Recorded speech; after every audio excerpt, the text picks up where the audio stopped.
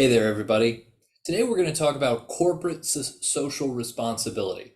What role should corporations have in making the world a better place? Let's dive in.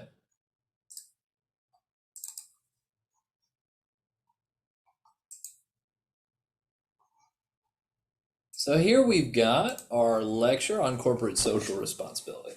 What are businesses? What do they owe us? What do we owe them? So, in economics, we refer to businesses as firms, and we say that the goal of all firms is to maximize profits. This takes all sorts of different forms. We can measure this lots of different ways. There's all sorts of different strategies that companies will employ in order to do that, but we assume that the goal of a firm is to maximize profits. There are a few different ways that businesses can be structured. Sole proprietorships are owned by one person. They're owned by the sole proprietor. Partnerships are owned by the partners that are listed in the filings of the business. And corporations are owned by shareholders in the public.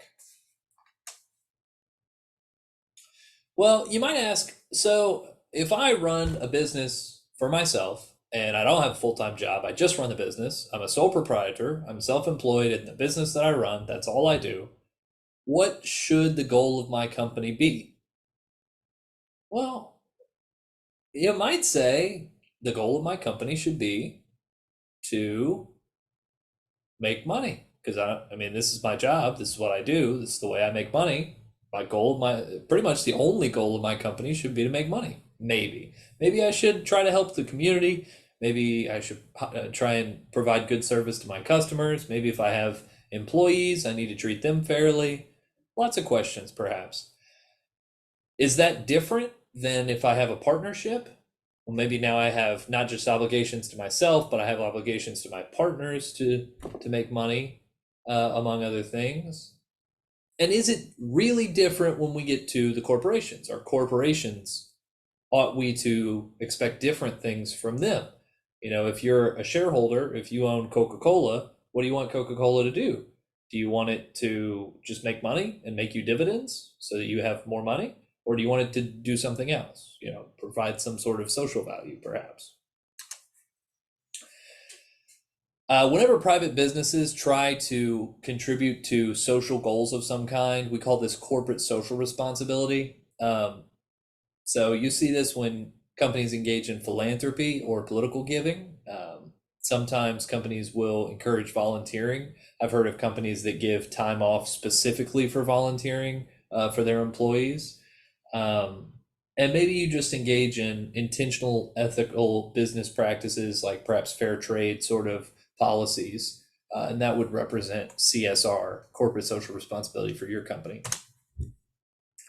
So, common in the culture today is this idea of stakeholder theory that when corporations go about doing business, they should really not just consider the owners of the company who are just trying to make money, they should consider all the people involved. Well, the stakeholders, it's called. So the owners are one of the stakeholders, but also the employees matter. We want to make sure we're treating our employees fairly, paying them a good wage, and making sure that we're respecting their time and things like that.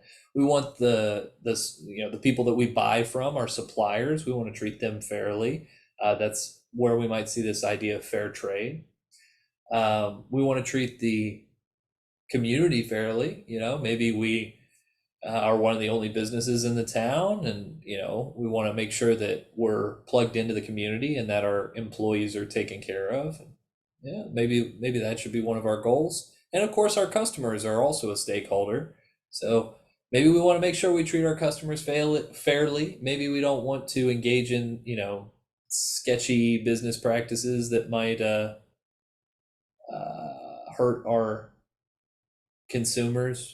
Cutting corners and engaging in perhaps little dishonest sales practices, this kind of stuff. I don't know. Well, if we decide that our goal isn't just to make money, that we have other goals as well, it might get a little tricky when stakeholders their goals conflict. So I'll give you an example. The shareholders, the owner, wants to make money. The customer wants to buy a good product at a really low price. And the supplier, say, if we're talking about coffee, the people that grow the coffee are wanting to get a good price for their product. So the coffee company is going to buy the coffee beans. Well, if they value the suppliers over the customers, they might pay a really high price for the coffee. And then if they don't value themselves very much, maybe they just charge the customers at cost. But I hope you can see, if I charge a really high price, the customer's going to be mad. If I don't pay the suppliers well, they're going to be mad. And if I don't, create some kind of spread between my cost and my revenues, then my shareholders are going to be mad. So it's kind of a lose-lose. Whoever we're taking care of, we're inherently not really taking care of everybody else. There's certainly a trade-off here. This isn't always to say that stakeholder capitalism or stakeholder theory should be ignored. There's lots of examples of companies that engage in stakeholder capitalism, but still make good money and do a good job. Famously, Henry Ford paid his workers more than other factories paid their workers. And he did this with the intention of encouraging good workers to be committed to staying on. They did, and it was very important for him because he had invented the assembly line. And so it's really important that every person is there for work. And when you pay them a lot and you take care of them, when you pay wages that are above the market wage, we call that efficiency wages in economics. When you pay them a lot, people tend to be pretty stoked. Another example is Whole Foods. Well, when you sell good food to customers and they are healthy, they tend to live longer. So maybe they're going to buy more food from you in the long run. Maybe they can get excited about their shopping experience because they know they're getting good quality products. Starbucks famously sells fair trade coffee, and a lot of people put value in that, and that's why that's one of the things that they advertise to their customers, is that they are fair trade, so they're paying the coffee suppliers more. So this kind of thing. Businesses also donate to political causes. So this isn't a left or right thing per se. Businesses donate to all sorts of political causes. So Hobby Lobby famously donates to a lot of more right-leaning causes, and Starbucks donates very famously to a lot of left-leaning causes, things like Planned Parenthood. Is this something that we think businesses should be in the business of? I don't know. What do you think? Maybe it's good. Maybe you want to support businesses that align with your values. So if you're going to support companies that loudly, kind of scream what they are doing with the money that you're giving them, then hey, maybe you can. Maybe it's a good idea to support these companies. You're voting with your feet, economists like to call it. When you take your money and your presence and you go to companies that agree with you politically, maybe you're saying, this is my political thoughts. However, if you're picking a product based on something that's not price or quality, but rather these kind of ethereal political donations, you might be missing something about the price and the quality. So they might be able to make more money than they would have otherwise because they're advertising their kind of political views and stuff.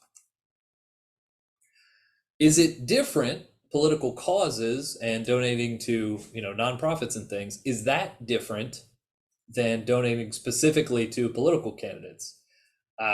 Maybe this is more along the lines of cronyism, right? Maybe this is, you give money to specific political candidates, not because you just really believe in them, but because you want a kickback when it's time for them to be in power if they win, right? So maybe that's why they make these donations. Maybe it's just they're trying to support candidates they believe in. Leave it up to you to decide. That's definitely a big question. All of this to say, What role should companies have? What's the right thing for companies to pursue? Is it profits only, or is there other stuff going on? I leave that to you to figure out. I'll catch you next time.